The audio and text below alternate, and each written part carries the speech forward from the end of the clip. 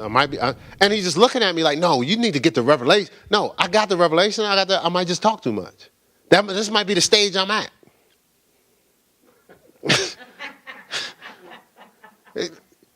I mean, like, because you evolve, you grow. Like, instead of me being defensive, yeah, I don't understand, Keith, why you did that. Yeah, I was afraid.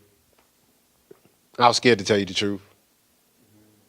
As opposed to, well, I didn't want to break it down to you like, I could have broke it down. No, see, again, display the cracks. Now you have nothing, you don't have to look over your shoulder. Man, I didn't want to talk about this, but I'm going to. Like this whole singing thing, right? So I watch people sing, and honestly, like everybody that's actually sang at the church, they hadn't sang in a while, so they were coming up out of their kinks. Matter of fact, I haven't seen a singer yet that ain't cracked. So I'm sitting back going, well, you can't sing until you're perfect. Based on what? I ain't seen a perfect singer yet. I seen professionals crack.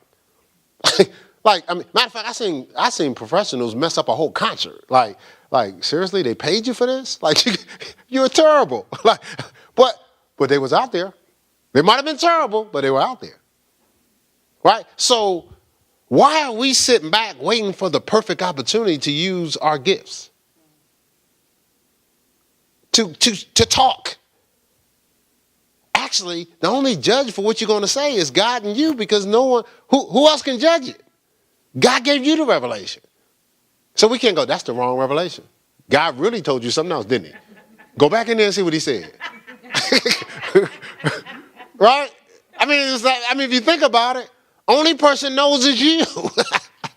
And half the time when you open your mouth, people be like, oh, that was sweet. But you don't give it a shot, right? Okay, anyway, I don't want to spend all my time on that. So our justification is God. The other thing we have to get through is approval addiction. Being addicted to having to be approved by people. I must be approved, accepted by certain others to feel good about myself. The consequences of that is the fear of rejection. Attempting to please others at all costs. Overly sensitive to criticism. Withdraw from others to avoid disapproval. Okay, God's answer to that is Colossians 1. See, we're going to go into next year free. Because what God has for you to do, he can't have you trying to prove yourself. He can't have you being pulled out of place, because people are going to be uncomfortable because your light's going to be on full blast. Now, people don't like your light on full blast. Half the time, you don't like your light on full blast, but it's going to be on full blast in 2015. So God needs us to be willing to mess up, to look bad, to slip,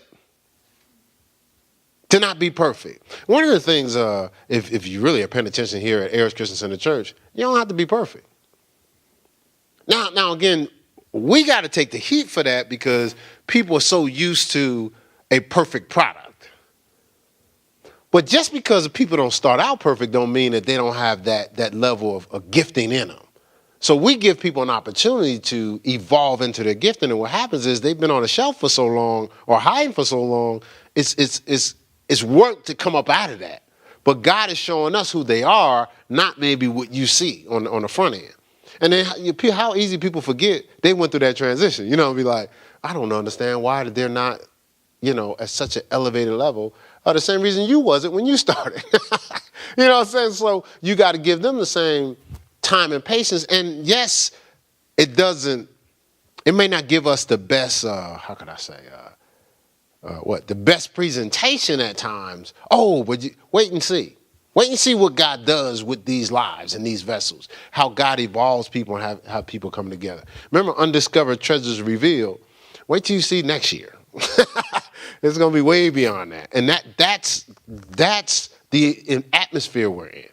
So we have to have the same patience and love to know that God is working with people. You don't want people to criticize every imperfection you have, and as perfect as you think you are, everybody sees the imperfections. So just stop. Why don't you just be? This is cool. Just be. Just go ahead and be. for wherever you're at that particular point, and God can work with you there. So I said Colossians 1, let's see, where are we at here? Verse 21. It says, "And you that were sometime alienated, enemies in your mind." Alienated and enemies in your mind. It says, "By wicked works, yet now has he recounseled in the body of his flesh through death to present you holy and unblameable and unreprovable in his sight." May not be in everybody else's sight, but in his sight. So the fact that you've come to God, God's saying, "Oh, when I present you, you're spotless." Because they don't see you, they see me. Now, if they see you, that's what they're criticizing. So all you got to do is make sure you stop resurrecting the person that's supposed to be dead. See, you're supposed to be dead. You're dead. Your life is hid with Christ. See, but every time you resurrect you and try to prove you and defend you, you get in God's way of being displayed through you. See, we look good through Christ. I look good all the time through Christ. When folk be saying stuff, I'll be like, yeah, I have no idea when that was said, but I'm sure if you're going to give me credit for it, that's fine. But I know I ain't said. I don't have no clue. Somebody called me from another state. Yeah, and every time they call, they be like, ever since 8 years ago, I have no idea what I ever said to this person. Because I didn't say it. But see, I was so out of the way, I get credit for what Christ did. Now, if I was talking, the person probably wouldn't even remember. He probably wouldn't even call me. Like, heck, dude, he's a trip. But anyway, all right, so we got to get past also the blame game. The blame game. Those who fail are unworthy of love and deserve to be punished. Those who fail are unworthy of love and deserve to be punished. The consequences is you have a fear of punishment, so you're punishing others. You're blaming others for your personal failures. Withdrawal from God and others, driven to avoid failure. See, so you start to play the blame game, but Christ paid the price for anything that we go through. So if we're harmonizing with that death, then we're resurrected through him. So, don't, and that's what happens is I really feel bad about what I did. I'm going to beat myself up even though Christ forgave me. So what I need to do is find somebody else that's doing worse than me, or at least create a scenario. So I feel better. Well, I can't believe you did that. So the whole time now I feel a little better about what I did. Well, okay. I might be doing such and such, but look at what they're doing. So you're looking to ease you doing the wrong thing at the expense of putting somebody else down. That's not healthy. That's not healthy, and that's not God's. The scripture says, if you confess your sin, God is faithful and just to forgive you of the sin and cleanse you of unrighteousness. He takes the guilt away. Why would we attach the guilt to somebody? Then you also have shame. Ooh, that's been tough for a shame. Dealing with shame. I am what I am. I cannot change. I'm hopeless. I've been this way for so long. Like some people don't even elevate and take responsibility for different promotions, titles, and leadership because they go, I done messed up. I done blew it. God don't want to use me. So we stay behind the scenes because we're punishing ourselves. We assess ourselves, but actually, you got Paul that was murdering folk. Moses was stuttering. He killed somebody. God takes the fool some of the things of the world to confound the wise. He says he takes the base, the person that may seem lowly to others to use. So God uses who he wants to use, not based on your assessment. You know what I'm saying? So we deal with the shame game.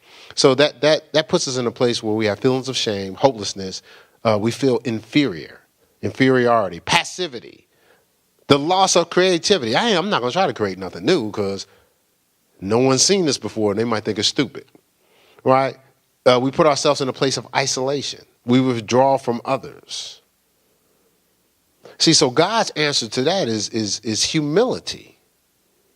His humility, restoration, and regeneration. The scripture says, humble yourself in the sight of God and he'll exalt you in due time.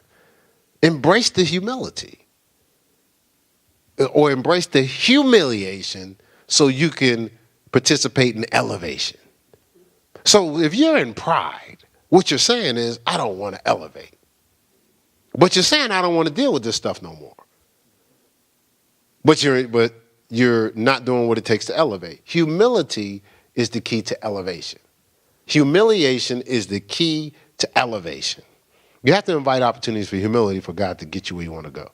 You must truly accept and appreciate your uniqueness in the way God created you. I got that from my wife. It's something that she shared a while ago. So she probably didn't remember she shared it. But it says, you must truly accept and appreciate your uniqueness the way God created you. God put in every human being the need for to be significant or find significance. This is so we can find out our value in him. The goal is to create a thirst for us, the thirst to be with him. Thirst for him, the thirst to spend time with him, and the thirst to fellowship with him. All right. Man, I got a lot of stuff here, and it's 8:08, so yes. Oh, I'm sorry. The answer to blame is I gave you First John 4:9 through 11, 1 John 1:9. Of course, John 8:32. You should know the truth, and the truth shall make you free. And Psalm 51:7. Contrition, truth, and contrition. Truth and contrition. Repentance, truth, and contrition is the answer.